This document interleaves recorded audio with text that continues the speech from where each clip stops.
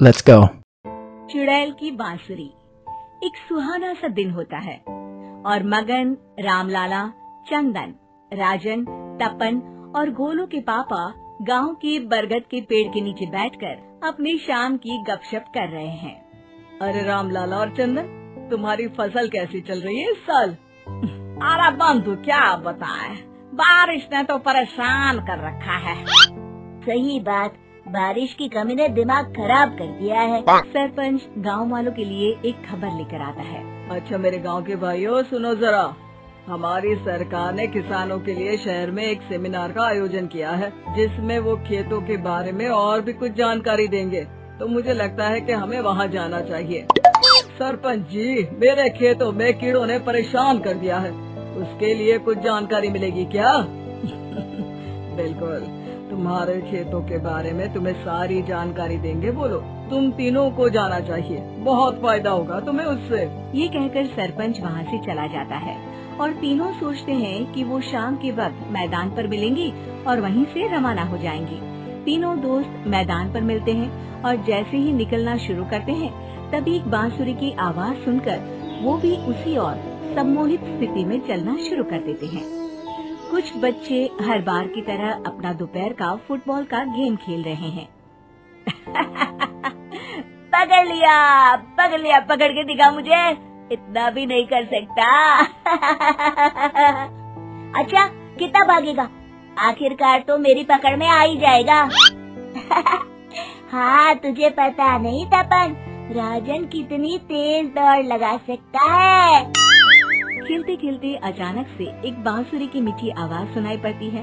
सारे बच्चे उसका पीछा करने लगते हैं। शाम हो गई है और बच्चों के घर न आने की वजह से उनकी माँ मैदान में पहुँच जाती है।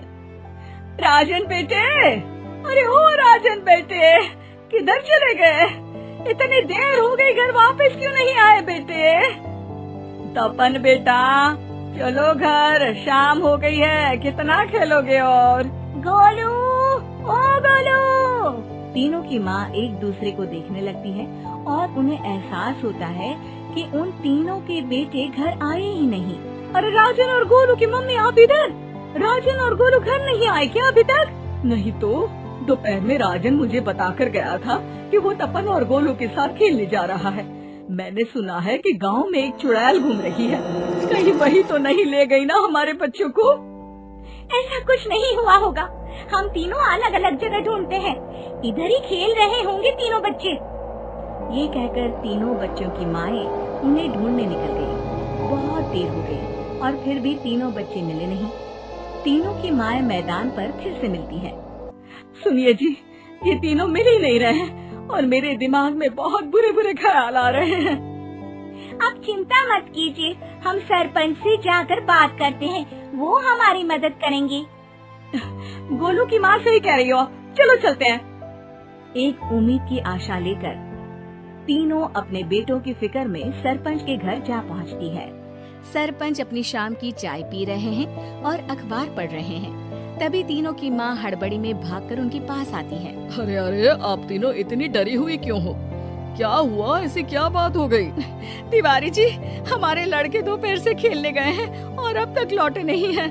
हमने उन्हें सब जगह ढूंढा, लेकिन हमें वो मिले ही नहीं, इसीलिए हम भागकर आपके पास आ गए। अच्छा, इनके पिता कहाँ है?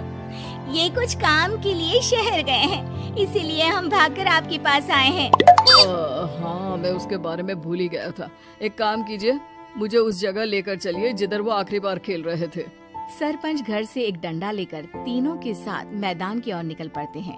तीनों मैदान पर पहुंच जाते हैं और उन्हें ढूंढने के लिए कुछ सुराग खोजना शुरू करते हैं। आपको कोई ऐसी जगह पता है जहां ये तीनों साथ में मिलते हैं? नहीं जी, ऐसी तो कोई जगह नहीं पता। अचानक से वही बांसुरी की आवाज आना शुरू हो जाता है और सरपंच सम्मोहित होकर उस आवाज की तरफ जाना शुरू कर देते हैं। अरे तिवारी जी, आप ठीक तो हैं? कहाँ जा रहे हैं? अरे ओ तिवारी जी, वो हमें सुन नहीं पा रहे हैं क्या? सरपंच बांसुरी की धुन में झुककर उसी दिशा में आगे बढ़ रहे थे। ये आवाज कैसी? ऐसा लग रहा है कि कोई बांसुरी बजा रहा हो। हाँ, सरपंच जी भी उसी दिशा में जा रहे हैं। सरपंच का पीछा कर तीनों मैदान के टूटे हुए बंगले पर पहुंच गए और सरपंच के पीछे दरवाजे के अंदर घुस गए।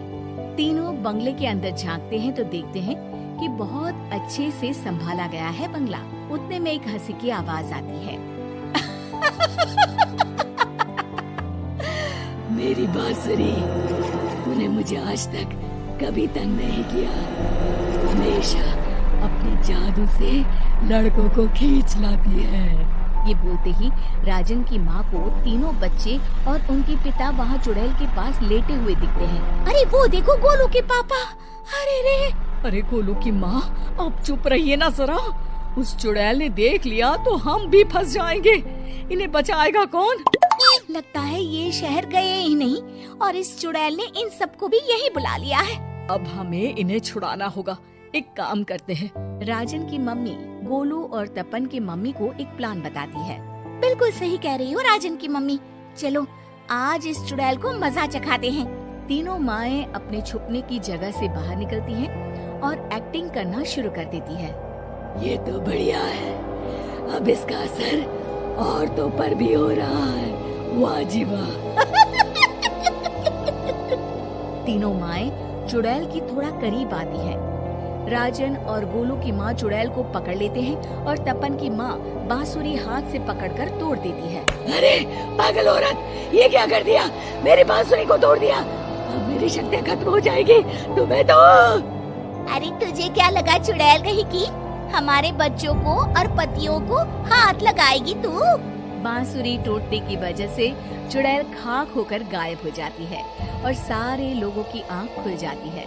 सब अपने परिवार को लेकर उस बंगले से बाहर निकल जाते हैं। कहते हैं ना,